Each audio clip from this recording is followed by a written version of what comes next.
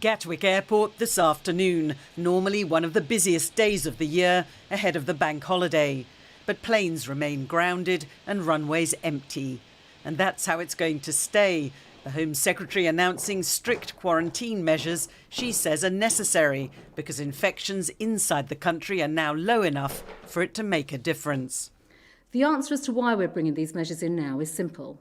It is to protect that hard-won progress and prevent a devastating resurgence in a second wave of the virus, so that if people have become infected overseas, we can limit the spread of the virus at home. The quarantine regime will start on the 8th of June. People will need to fill out a form electronically before they travel with their contact details in the UK.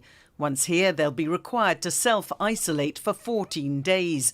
There'll be spot checks, and failure to comply, in England at least, will trigger a £1,000 fine or prosecution. People will be advised to travel to their accommodation by car if possible, but can use public transport otherwise. Ryanair's boss dismissed the plans, saying the timing made no sense and they wouldn't make people safer.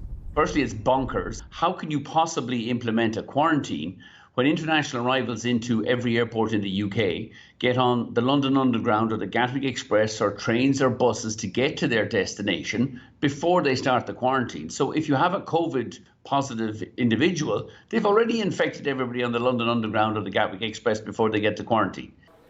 Heathrow, which has been testing temperature checks for passengers arriving from overseas, says it wants to see the measures in place for as short a time as possible. If this quarantine that the government announces isn't time limited, what will the implications be?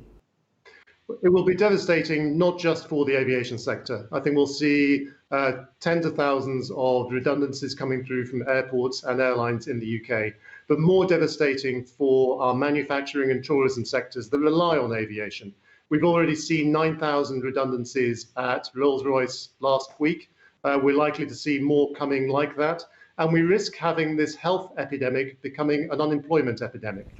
As for the idea of a foreign holiday anytime soon, the government's message is forget it. Libby Vina, ITV News, Westminster.